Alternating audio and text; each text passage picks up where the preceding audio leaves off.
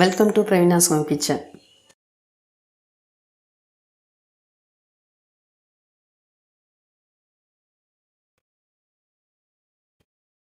இன்றைக்கி வந்து நம்ம இட்லி குருமா எப்படி பண்ணுறதுன்னு பார்க்க போகிறோம். அதுக்கு வந்து நம்ம ஃபஸ்ட்டு வந்து ஒரு மசாலா அரைக்கணும். அதுக்கு வந்து ஒரு பேன் சூடு பண்ணிக்கோங்க. கொஞ்சமாக எண்ணெய் சேர்த்துக்கோங்க. எண்ணெய் சூடானது ஒரு 3 சின்ன துண்டு பட்டை, 2 கிராம்பு, மீடியம் சைஸ் பெரிய வெங்காயமாக எடுத்து கட் பண்ணி எடுத்துருக்கேன், அதை சேர்த்துக்கிறேன். 2 பச்சை மிளகா, அதை கீரி சேர்த்துக்கோங்க. முழுசாக சேர்த்திங்கன்னா வெடிக்கும். நீங்கள் வந்து உங்கள் காரத்துக்கு ஏற்ற மாதிரி சேர்த்துக்கோங்க. 2 பல் பூண்டு, 1/2 இன்ச்சு அளவுக்கு இஞ்சி. ஃபஸ்ட்டு வந்து இதை கொஞ்சம் கண்ணாடி பதம் வர அளவுக்கு நல்லா வதக்கிக்கோங்க.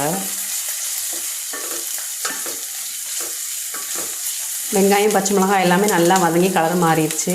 இதில் நம்ம வந்து அடுத்ததாக பொரிகடலை சேர்த்துக்கலாம். 2 டேபிள் ஸ்பூன் அளவுக்கு பொரிகடலை எடுத்திருக்கேன், அதை சேர்த்துக்கிறேன். இந்த கப்பில் 1/4 கப் அளவுக்கு திருவின தேங்காய் சேர்த்துட்டு ரொம்ப வதக்கிடாமல் கொஞ்சம் தேங்காய் கலர் மாறி வர வரைக்கும் வதக்கிக்கோங்க.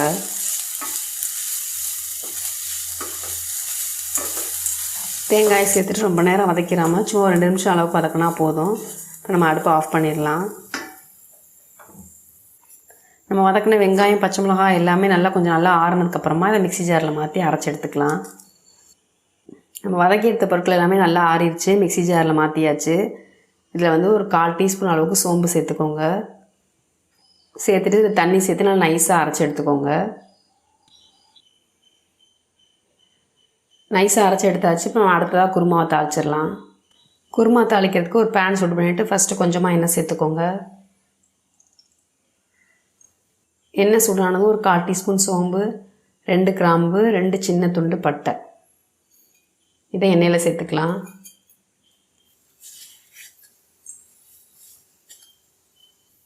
கொஞ்சமாக கல்பாசி,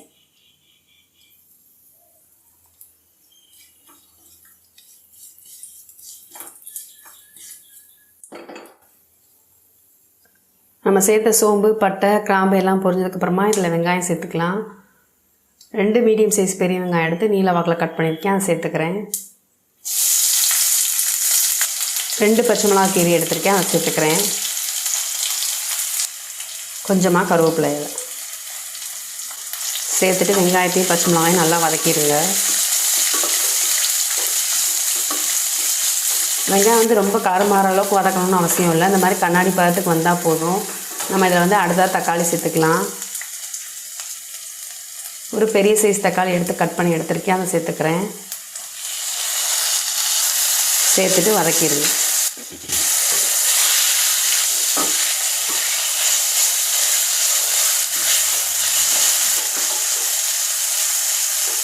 தக்காளி எல்லாமே நல்லா வதங்கி தோல் பிரிஞ்சு வந்துடுச்சு.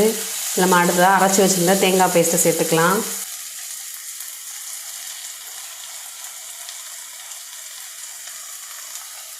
சேர்த்துட்டு தண்ணி வந்து கொஞ்சம் தாராளமாகவே சேர்த்துக்கோங்க. இது நம்ம பொரிகடலாம் சேர்த்து அரைச்சிருக்கிறதுனால குருமா வந்து டக்குன்னு திக்காயிரும்.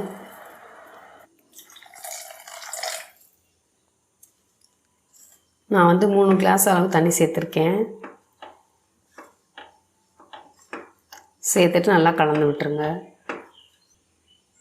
கலந்து விட்டதுக்கப்புறமா குருமாவுக்கு தேவையான அளவுக்கு உப்பு சேர்த்துக்கலாம். உப்பு சேர்த்துட்டு கலந்து விட்டுருங்க.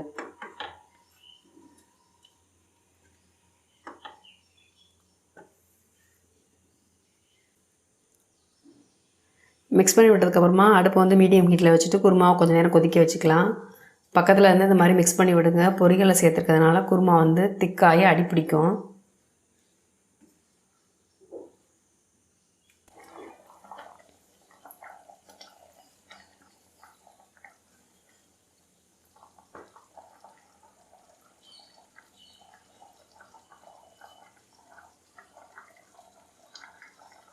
நம்ம எல்லாமே வதக்கி அரைச்சி சேர்த்துருக்கிறதுனால இது ரொம்ப நேரம் கொதிக்க வேண்டாம்.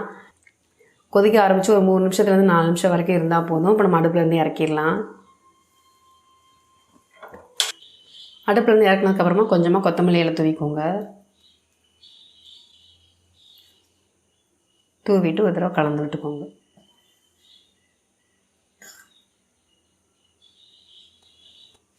ரொம்ப சிம்பிளாக ரொம்ப ஈஸியாக அந்த குருமா பண்ணிடலாம்.